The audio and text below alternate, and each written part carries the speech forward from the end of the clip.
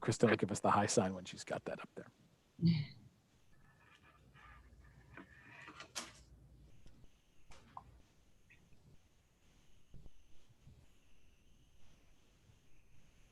Well, we don't have to wait. I can see that we're live on YouTube, so the meeting is available to the public.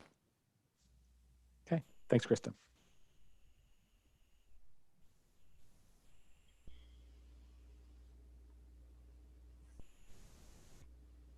All right, so I guess we can get started. This will, I'm guessing Harmeet will say, we'll call the meeting to order.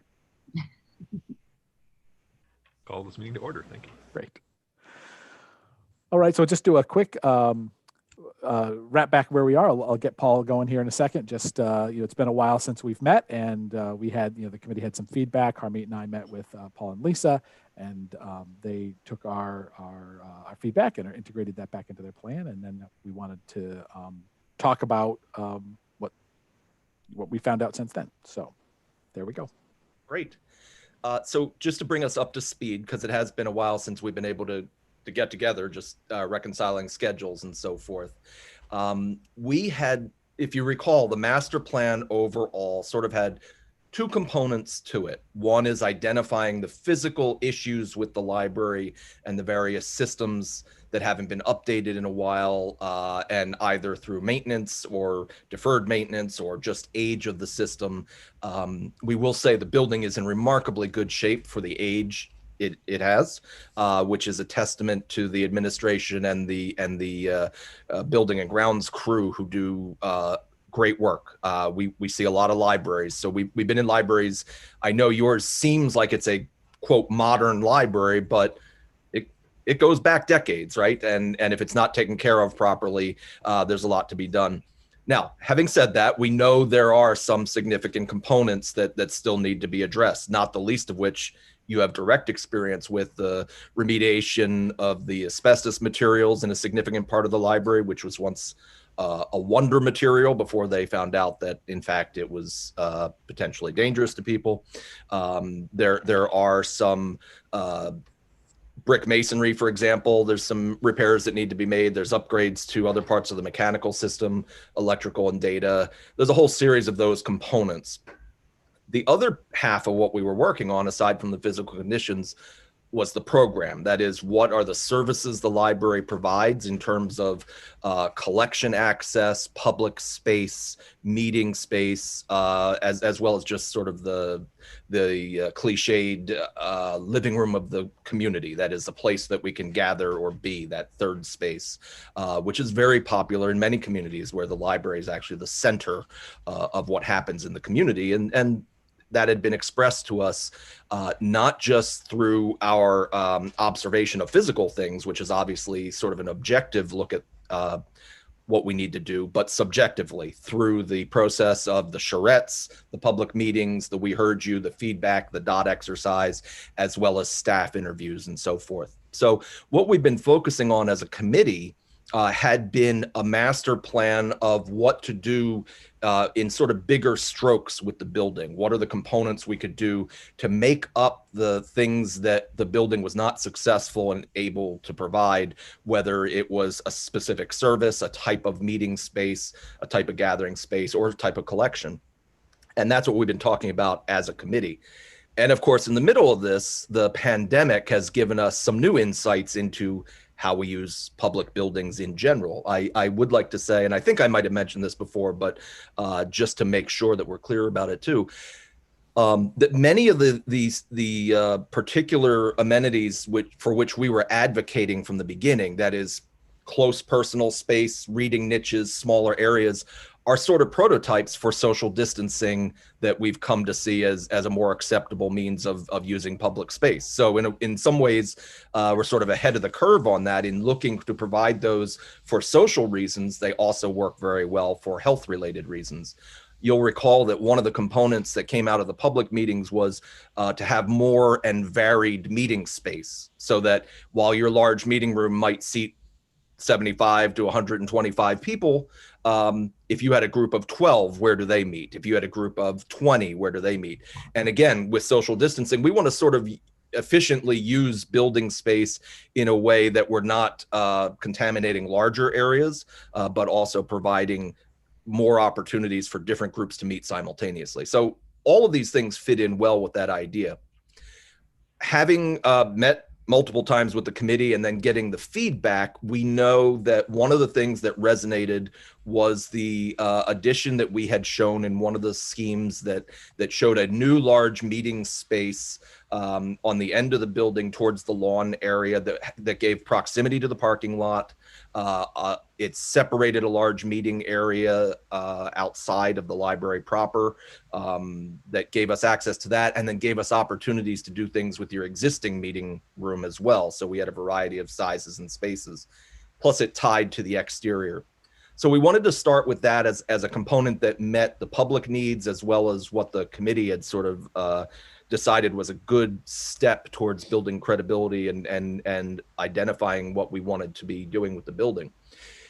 We also were conscious of the need to look at a hierarchy of scales of project. So one of the things that we had talked about was this idea of these incremental pieces that grew. So what is, for example, a $2 million project? What would that accomplish? What is a $3 million? What's a $5 million? What's a $10 million? And just, look at those pieces as we go along.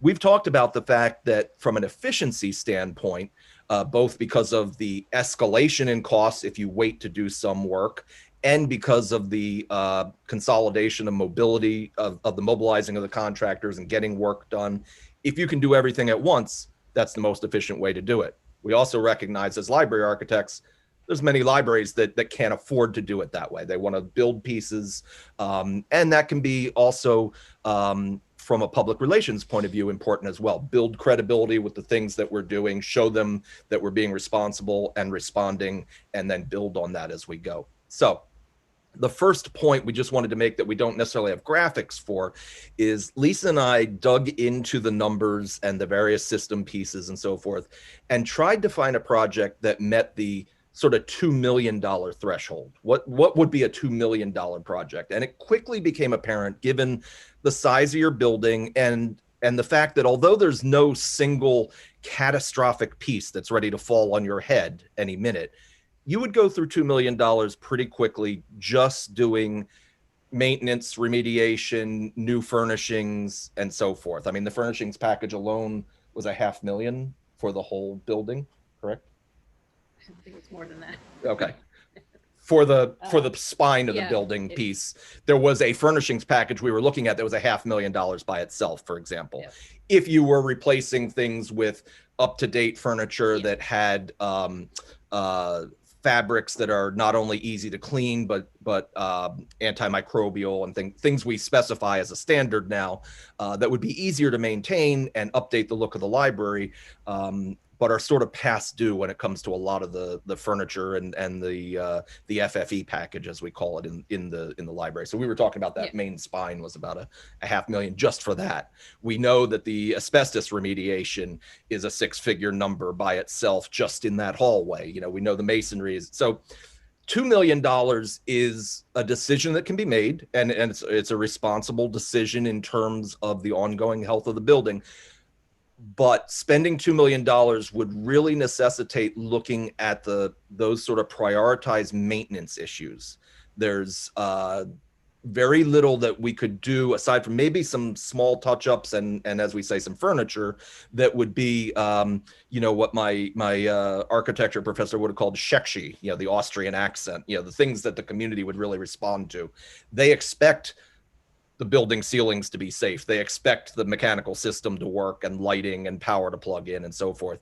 The things that we can sell as amenities to the community sort of come at a slightly greater price. So we looked at the next number at 3 million, and I'm going to try and share screen. Do you know that that's set up, Jeff? I believe that I've checked that off, so you should be able to Okay. All right. So bear with me 1 second, please, while I pull up master plan. 1A. Oh, we have them all together. I don't know. That's how they arrived. No, that's the overall. Okay. You don't. Okay, I apologize. I'm trying to pull files here. That's what came in the email. I know, but What am I looking? The other one. Can you bear with us 1 second? I apologize. We need to find a file. Sometimes if you have your file open, it'll bury it underneath, you know it already, but sometimes it'll bury that Adobe file underneath another Adobe file when you're selecting it for Zoom.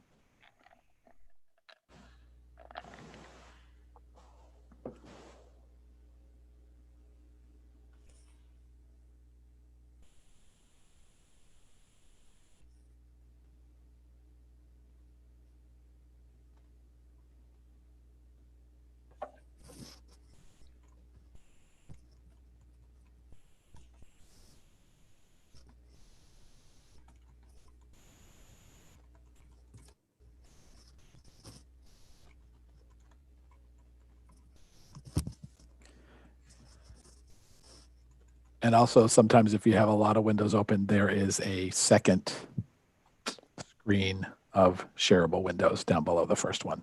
I found that one out the hard way myself.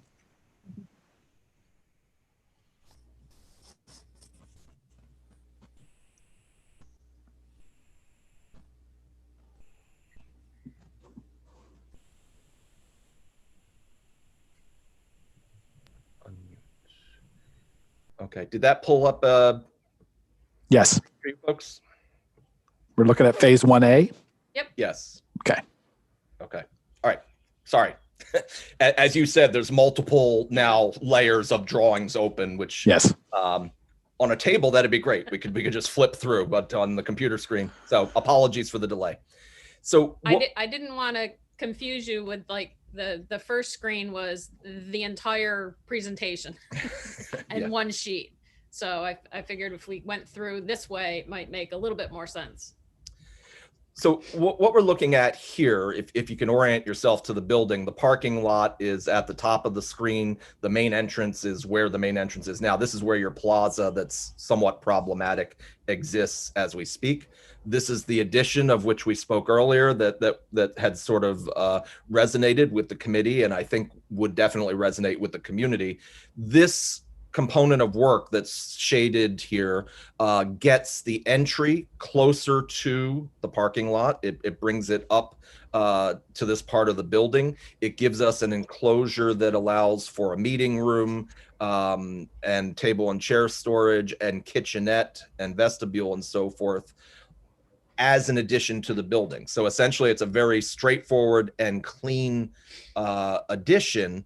But if you'll recall the budgeting that we were looking at even early on, this addition by itself, without even looking at the other components within the existing building and the plaza that have to make that come together, that was about $2 million just doing that addition. And then you wouldn't have done anything in the building.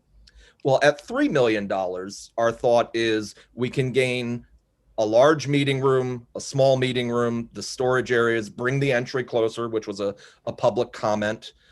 We improved the vestibule down here on the main street as well. And then I'm sorry.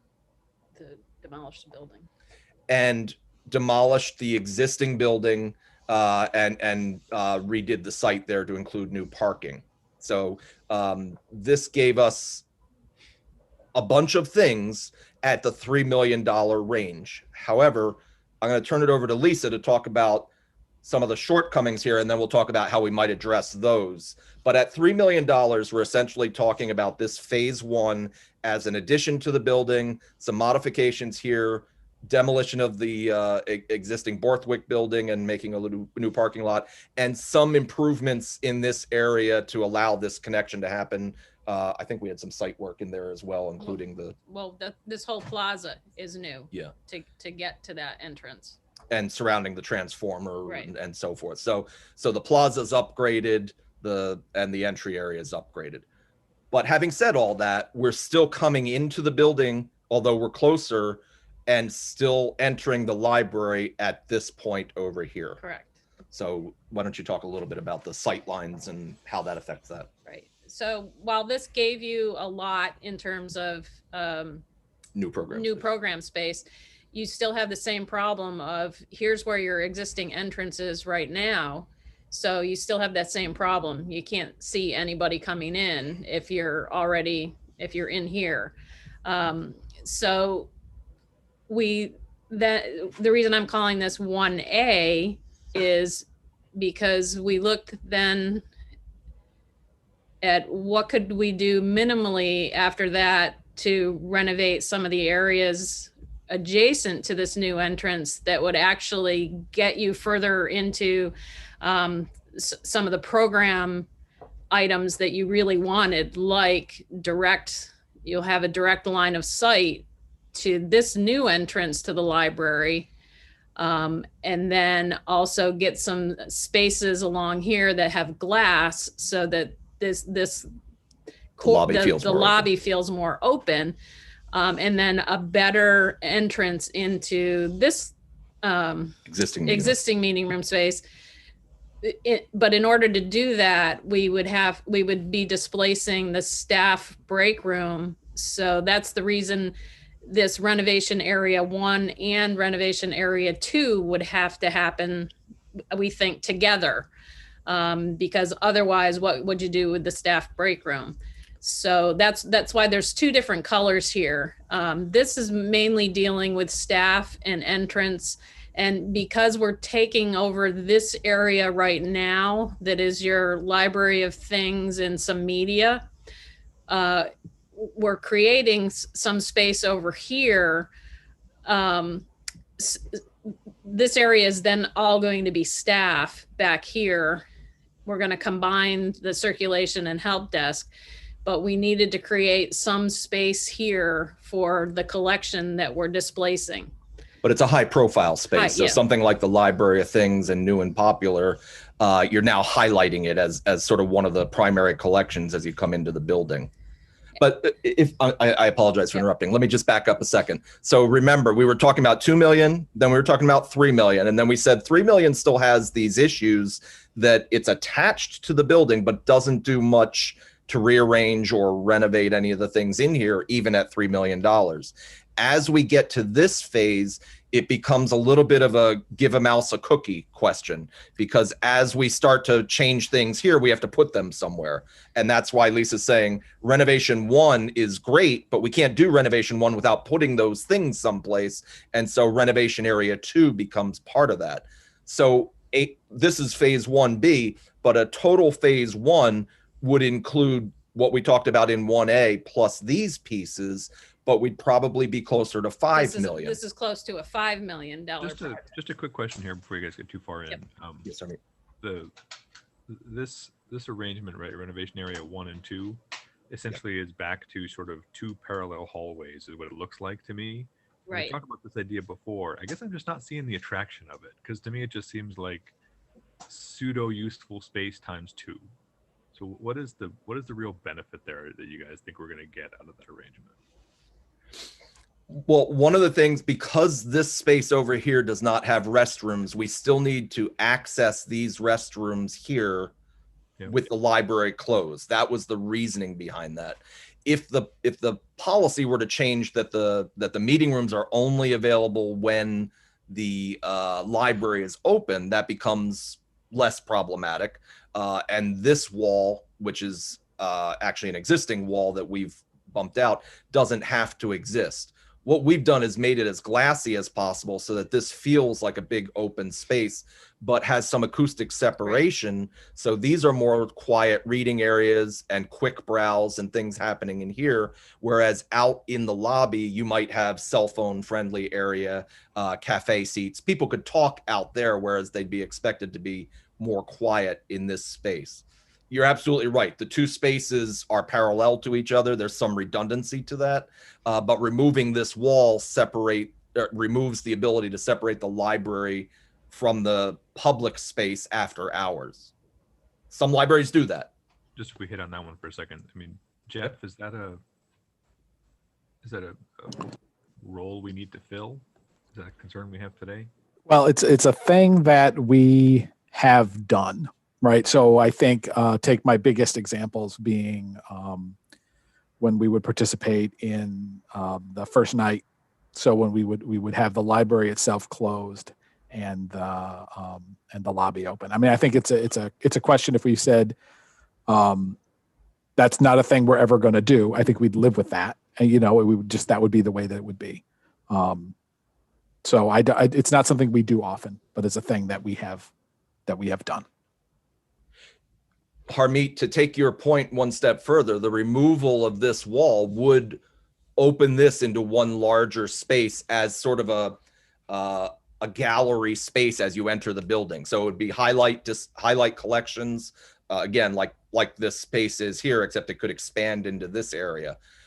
It would give a softer feel instead of the hardscape of the exterior lobby. This would then more likely be carpeted. The restrooms, you would have visual access from the circulation desk, but it does take away that ability to do things after hours. Now, and acoustics. You're going to have everybody entering the building, and you're going to hear it.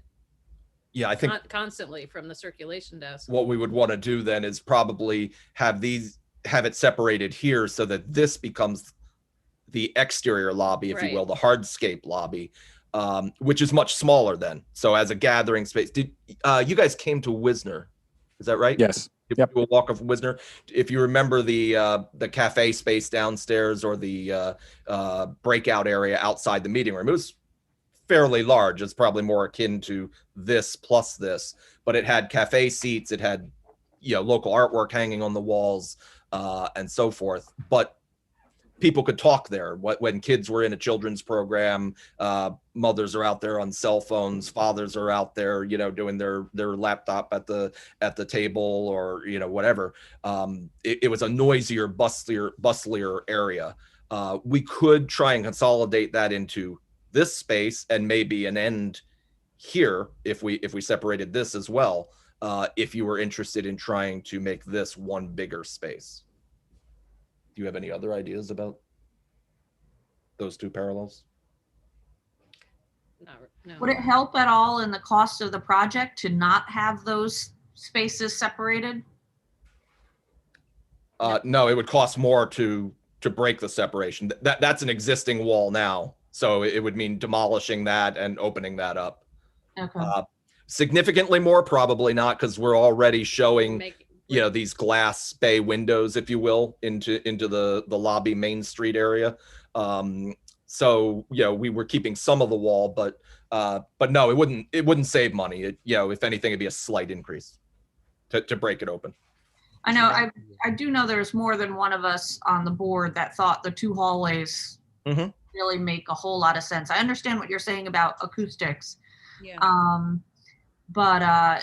And I thought I had asked the question before, and that it was that we're never open beyond library hours, but first night is a good point. If first night is the only one night of the whole year right. It's open, I mean, we could forego that in favor of a better design. Yeah. I can't visualize how big this addition to where the lobby gallery is, how big that space would actually be if that is enough to contain louder noises of people coming and going.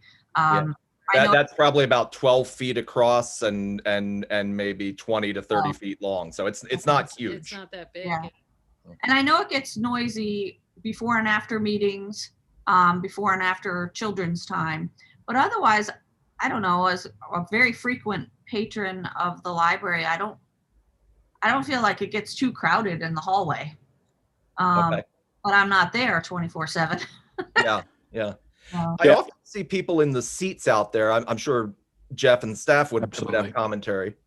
Yeah, they definitely use. I mean, that's the thing is the in the before times, having the seating availability, we were using that hallway as much as we could for seating, and it was used. So, I kind of like. You can't see my mouse, but you can imagine where that break would then be between the new meeting space and the lobby. Right where your cursor is right now. That break, yeah, you could imagine a break there. The issue, you could say, oh, well, then the only thing that would ever be available if the library wasn't open would be that new meeting room, but there's no bathrooms out there, and we didn't put restrooms. Right. So that would be a major. That's major to put bathrooms out in that space. So the other thing this does though with the with the bay windows here, it makes this hallway a little bit smaller, but it also creates niche seating there as well. Side. And having this whole thing as glass, I think it's going to feel like it's more open, but you can be louder out here, and then once you're in here, you're going to, Are you saying, just to be clear, what you're saying is that redundancy won't seem as apparent in 3 dimensions as it does on a floor plan, because it'll feel like one bigger space. Right. What we're doing too is on this side of the hallway, we're creating some study tutor rooms that have glass corners to try to also have more line of sight from inside the library out to these areas and this area here. We're trying to include them in the overall master plan, but separate them so that you have the opportunity to do different things. Let me suggest something just as maybe a way to compromise between the 2 thoughts. Not that one's better than the other. They both have reasons, but if we did eliminate this wall and put the break here, could we sacrifice this small meeting room in order to make this lobby area bigger? We could also move this door to here, basically. So now this hard lobby, if we want to call it that, the interior weather lobby that you probably have tile floor, but could be a little noisier, is now all of this space. Is everyone seeing my cursor? Yep. All of that space. We lost that meeting room, but now we could eliminate this wall, basically, if you're willing to go with the no after hours piece, and then this whole area becomes that library of things and new and popular browsing. So yeah, like a museum, when you come into the new exciting exhibit, that's the first thing, and you have visual lines to the circ desk and help desk from there. But that would eliminate the redundancy question that you have, and it would open up this lobby a little more, which was our concern, that this becomes too small if we have to make the break here. But if we make the break here and expand this way a little bit, is that a concession that would be worth making? Well, Jeff, what do you think about not having restrooms available after hours? Is there anything other than first night that would affect? No, that's what I'm saying. It's not something we do. I mean, in a perfect world, you'd like the option to do it. It's not something that we do often, where we have.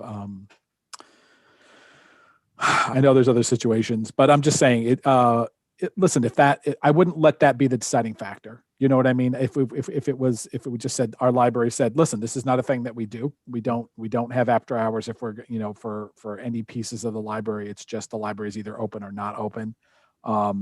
That's okay. I wouldn't, that's not a hill I'm going to die on. Does that make sense? Yeah. And you could do, a special Saturday night program or something or whatever. Library's already open.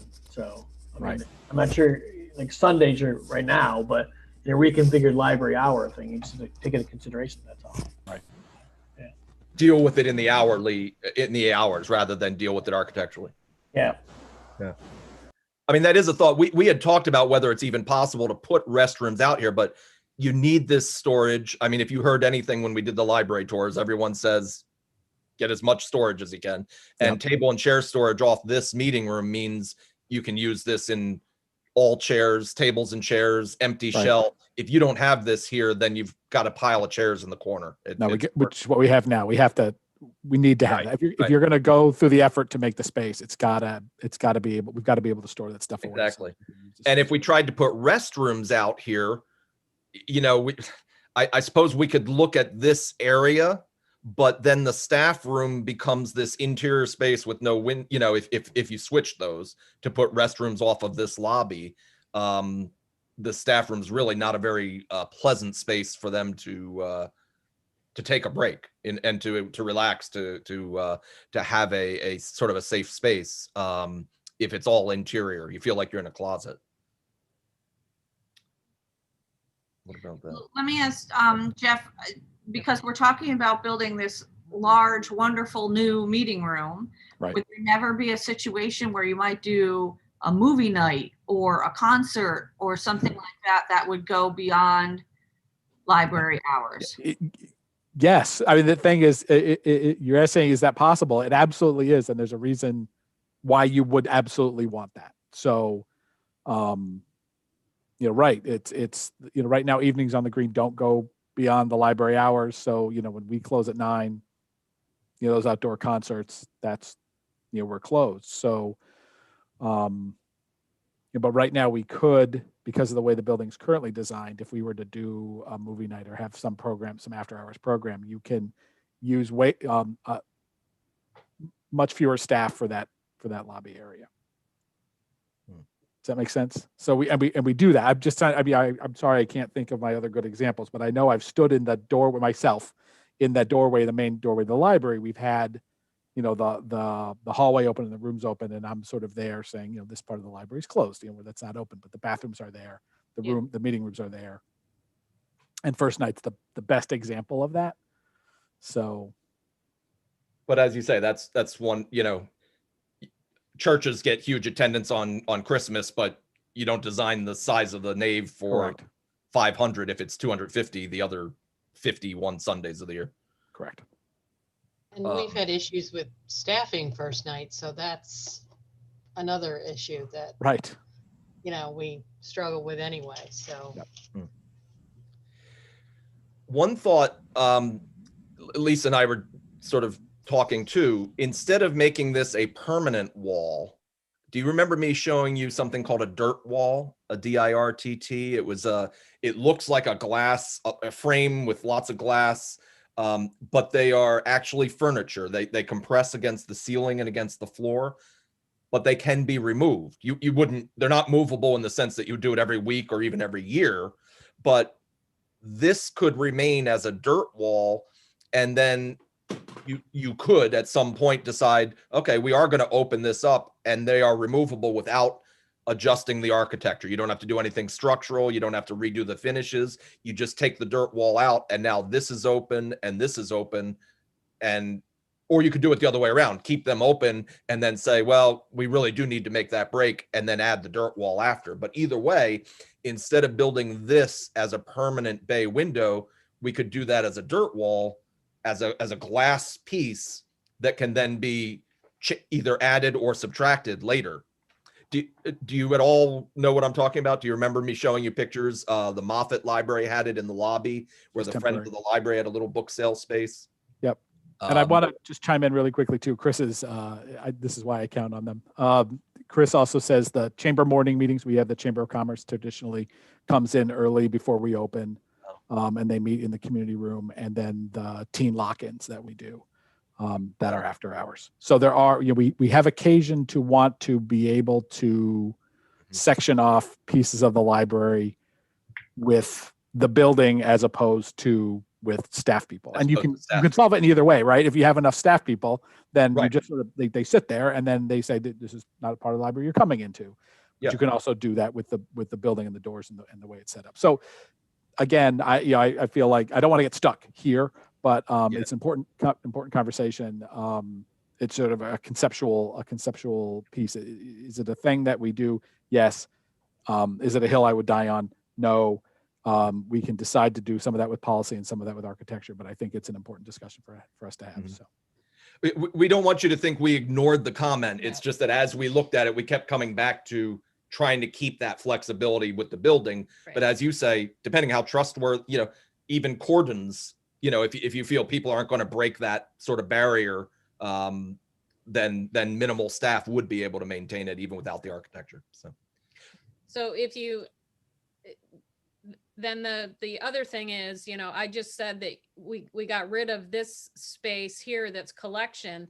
Some of it went here, but if you add another $1 million to the project, to the first phase, then you could redo this area pretty easily and this area pretty easily. And then you'd have at least half of your building upgraded. We haven't touched the children's, but we've created a teen space with movable furniture and a middle grade space with movable furniture. We've taken the wall out, but and made a little bit larger maker space, we've gotten all the media, all the computers, the flooring and the ceiling and the lighting in this area. All that has been upgraded so that you get a little bit more of a wow factor with the extra $1 million. So basically we went from 2 to 3 to 5 to 6 if we add this and this in, roughly. We're talking very ballpark figures. But now you've renovated sort of the spine of the library at that point too. You've sort of done that core that most people see. We haven't touched children's, which is usually a high profile area. Right. That may be to your benefit. I also just want to say the medium meeting room, the reason I added this into this phase here was because you could really make this a cafe, and this could be sort of a breakout space if you're having a large meeting here, or you could just leave it during the day open. This could become a lounge, or another space where people could just go hang out outside of the bounds of the library. So this really does become more of a multi-purpose space with the renovation of that room. You can set it up in different levels of formality depending on what furniture you keep in it. And because table and chair storage is there, you can move them. I wanted to mention too, something Guilderland is doing right now, just if you want to think about it, in the sort of strange times we have with curbside pickup and the other things we do to deal with pandemic, which is abbreviated browsing or curbside pickup. Having a meeting room right near the entry gives you a lot more flexibility there too. So what they're doing as we speak, is using the large meeting rooms near the parking lot as where the public interaction takes place, but closing off the library behind it. You would actually have 2 opportunities to do that. Again, if there's another pandemic or other health issues or other reasons to separate things, if these are outside the bounds of the library. From a practical standpoint, these also, by doing them earlier, like phase 1 and phase 1B or C, these provide staging areas as you do other areas. So it's important, for example, that these might be done before children's, because the children's library can now move into these spaces temporarily while this renovation happens at some point, whenever that is in the future, and you're not losing children's services. You might lose some programming during that time, but that's a strategy we followed in a lot of places as well. Build these large open spaces, move something into them temporarily while you renovate other spaces. It's a shell game to move things, but it keeps you fully operational and not losing a collection during that time. So there is some flexibility to having 2 large spaces. And as Lisa was saying, if we keep this one a little more formal, plus the access to the green and the pavilion, and this one as a lounge, now you have different levels of formality as well as size space. Wait, can we jump back to 1A for a minute? Because I think at $6 million, we're just way over what we were initially talking about. So I don't want to spend too much time on that. And anyone else, feel free to jump in. But I guess the other option, it seems like 1A gives us, is you could continue to extend into the main entrance plaza, right? If you wanted to increase that gallery and vestibule area, which also solves the distance issue, right, from the parking lot to the building entrance. Right, by coming out to 1A versus 1B seems to be the lack of a good sight line from a combined circulation desk, right to the entrance. So I guess on the circulation desk item, I guess Jeff and staff who are on the call, is there a strong preference for a consolidated circulation desk that is where the current circ desk is versus where the current information desk is? I think we have a strong preference for a consolidated desk. Where the current information desk is doesn't back up to a workspace, which is kind of would be its problem for circulation. And that's the difference between information and circulation. Information can perch out as long as they have power and internet. The information desk, as we found recently, can be pretty much anywhere. They're able to move around. Circulation does not work that way. So I don't think the combined circ desk could be there. My main issue with this phase alone would be, if you can imagine someone coming in the plaza, they're walking along the plaza, doop doop doop doop, they're coming in, they come through the first vestibule, then there's a wall there, and then a hard left as they come into the library, and they come down that existing hallway, which is the current length of the full hallway. There's kind of that feels odd to me. It's possible, right? Labyrinthian. Yeah, kind of coming in, and there's not a it's not intuitive, right? Yeah, I guess I'm trying to wonder whether being inside,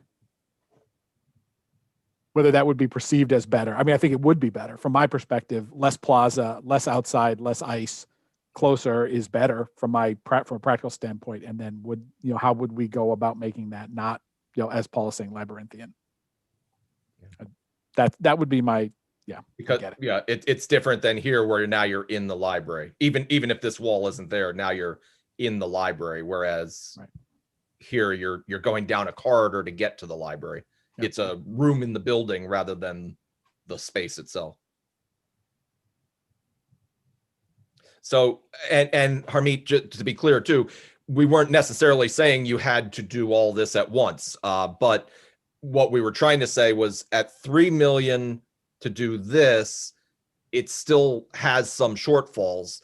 5 million does a lot of things and is probably, I would have said, is a good project for establishing the direction of the library for the next several decades.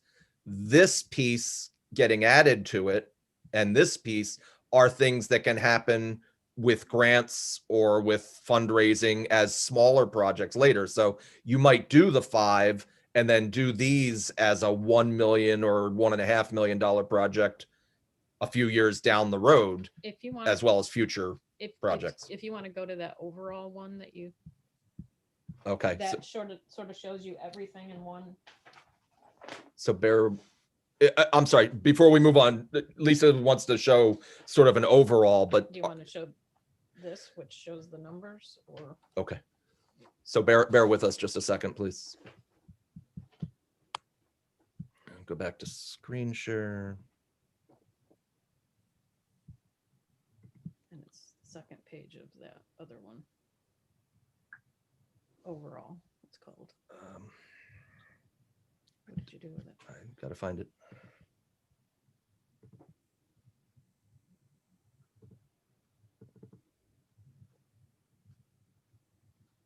Okay. Come back to Zoom.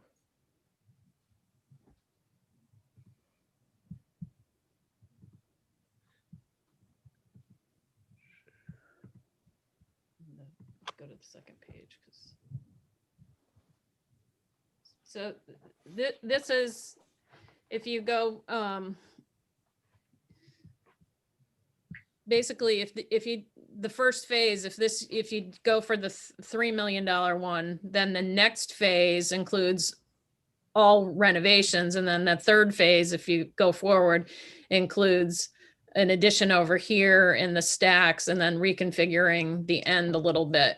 So this is the path you would take for the 3 million. Here's the path you would take with the 5 million. Then you would do more interior renovations.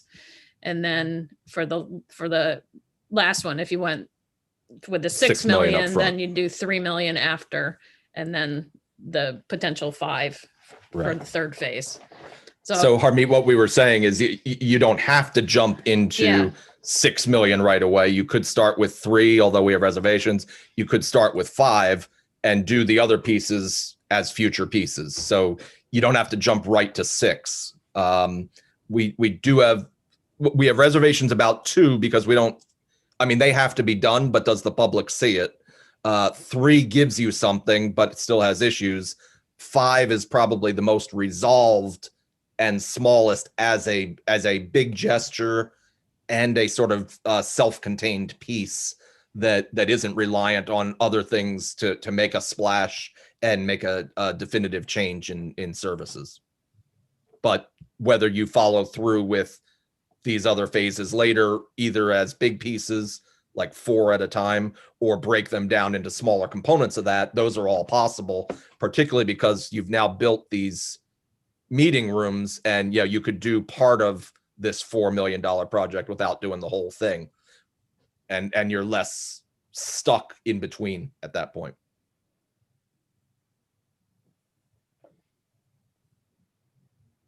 Okay, yeah, I get your point. Right, the first step has to be significant enough, right, that you see and feel the difference. Right. That's our thought. Right. Everything after that pieces. Yes. Right. Oh, one thing I don't see in any of this that we spoke about somewhat quickly last time we spoke, which was a while ago, is the possibility of like a drive-through or some sort of permanent pickup station. Because if there's anything the pandemic has shown us, it's that pickup is widely and well received. And so, long term, I guess it would have been nice to see something like that, or something that would open up into that easily. I don't know. Well, yeah, some way to formalize the curbside pickup. Yeah. Right. I think Okay. that's a high profile offering we're going to be stuck with. It probably isn't the right word, but and something to resonate with the public, that they would respond to that as a positive. Yeah. Actually, as I was like taking a look at the way that this plaza is, I added this little sidewalk area to this exit door here, thinking that if you were going to park your car here for curbside, this would be ideal. If there's a staff station or something in this, it's not really a drive-through, but it does get you some parking spots where you could actually come in. This is all covered. This is like a pavilion over here. So that's like the closest I could get, other than where you are now, in the garage area. And I don't know. But that might block traffic. Yeah, that might block traffic. So I did think about that, but not really a formal, we can't really get a drive-through. You're on the wrong side of your car as you sort of go through the parking lot. Yeah. We'd have to rearrange it so that you come in currently you're out, so that you're on the left side of the drive as you come to the building. In phase 1A, the little picture number with the 3 million up in the right-hand corner, you were talking about demolishing. Yeah, that's just placeholder for that for that building. It didn't fit on the page, so. Where were you going with that? So if that was going to be a parking lot, I guess that's what I was thinking, is that's where, if you could put in some sort of drive-through area, that would be the most viable, because then it would be the correct side of the car. Mm-hmm. Well, we can put something together where we try to look at the options for drive-through, and they are two different things. Curbside pickup is sort of from our perspective, a staff-oriented thing. They pull into a parking spot, they text or call to say they're there, or they come to the door and the staff brings it out to them. Whereas a drive-through obviously is actually an interchange window or a transactional window of some sort. So we could look at that in the same way that banks strategize sometimes how a drive-through happens, maybe not right at the main part of the bank, but as you say, over, as an annex on the site, on the campus. So you're imagining that in that area, is it attached to the building, or are you thinking it's a separate? Well, yeah, sure. In a perfect world, it's attached to the building. Yeah. I think the primary criteria, I think, would be if you've got a kid in a car seat, you don't have to unbuckle them. Right. That's sort of criteria number one. And then if it's a staff person bringing a media, library book, whatever, out to the patron, it's not 100 steps out into the cold and back again, right? It's 2, right? Yeah. Or it's effectively 0, right? I think those are the two sort of CTQs, if you will. Okay. So what we want to do is look at the That overall site site plan yeah. to think about that a little more. But Michelle, thank you for bringing that up. It was discussed. You're right. We we've sort of been focused on trying to get to the numbers that are palatable. But there are a lot of other things in the details that we want to put together. And this is very conceptual, all of these. Yeah. So yes, we can move around. For example, the 2 parallel hallways. These are all things we can change and move. But the drive-through we need to think about a little bit more. So we'll address that as a next step as well, what the options are for that. Thank you. Yeah. That end of that building is only like 5 feet from the property line of the house, but but we got to see how traffic we got flows to see through the that traffic pattern there. Yeah. once the house is down. Yeah. Okay. But we'll look at the 2 properties conjoined and see what happens as a potential route for being on the driver's side. You can also flip the parking lot around. I mean, just because we have it now doesn't mean we have to have it there 4 years from now. The way the traffic goes through the parking lot. Right. And that's what I was saying. Yeah. We might have to go in where the out Right. and the exit is now. You're absolutely right, Mark. Yeah. Yep. Okay. But we will task that as sort of one of the things to try and put it. I know we're trying to keep the costs down, but we'll try and see what the options are for adding that in, especially if that's something that you think your public will respond to. Some communities really, it's affecting the thinking of the library in the sense that they're saying, well, even if things got back to whatever we're calling normal, that's a service we might still want to continue. So I know Moffett down in Washingtonville, we did a drive-through before all this. And the board was probably 50-50 on it. Some of them thought it was something that the staff wanted that would never get used. Well, if anything proved its use, the last 8 to 10 months have, and now it's a feature that's part and parcel of the service they provide. So, okay, let us play with that to make it a usable thing. We don't want it to be a Band-Aid, and never quite work properly.